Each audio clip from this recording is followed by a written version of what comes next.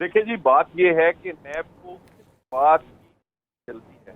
जब कल वो आए उसके बाद वो हाई कोर्ट का हुक्म देकर वापस चले गए और अब दोबारा हाई कोर्ट में एक रिट पिटीशन कर दी गई है और उस रिट पिटीशन के इंतजार क्यों नहीं कर पा रहे? क्या कोई ऐसा आदमी है जो कि दौड़ जाएगा? ये तो वो है जो हर हफ्ते या हर इन्वेस्टिगेशन को ज्वाइन करते रहे और कोई भी ऐसी इन्वेस्टिगेशन, कोई भी ऐसा समन हर एक को उन्होंने फेस किया है, वो अदालत का हो, वो नैब या किसी एजेंसी का हो।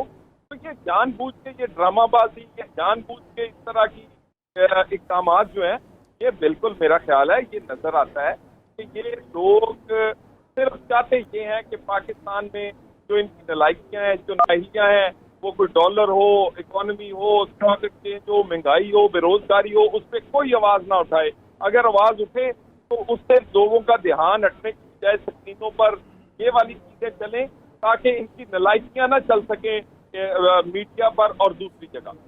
जी ठीक है तलाल चौधरी साहब, ये फरमाइएगा कि नैब की बात करें तो वो कहते हैं हमारे पास वारंट मौजूद हैं, सर्च वारंट भी मौजूद हैं और गिरफ्तारी के वारंट भी मौजूद हैं। तो ऐसे में नैब को फिर क्या करना चाहिए? जब एक मुलजिम है उसको गिरफ्तार करना है तो फिर नैब क्या करे? उन्होंने तो गिरफ्तारी के लिए आना है।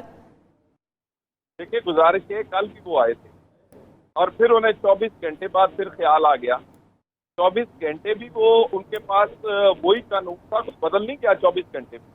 तो कल अगर वो हाई कोर्ट का हुक्म देखकर वापस गए तो आज भी हमारे पास वही हाई कोर्ट का हुक्म है। आज तो एक रिट पिटीशन भी हाई कोर्ट में है और उसकी समाअत भी 8 तारीख को है। तो इंतजार क्यों नहीं करते?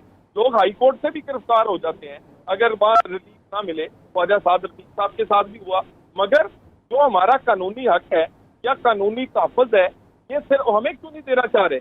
और ये जो ड्रामेबाजी है कि फलां फोर्स आ गई, फलां फोर्स आ गई, फलां, अगर अवाम के सामने फोर्स को करना है तो इनकी मर्जी।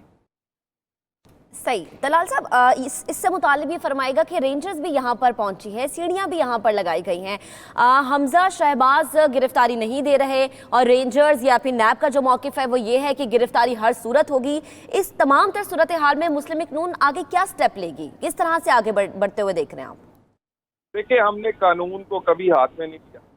हमेशा कोई फैसला हमारे हक में आया या हमारे खिलाफ हमने अमल दरामद किया, मगर जो कानून हमें तहफ़्फ़ुज़ देता है वो हमारा हक बनता है कि हम उसको पूरा इस्तेमाल करें।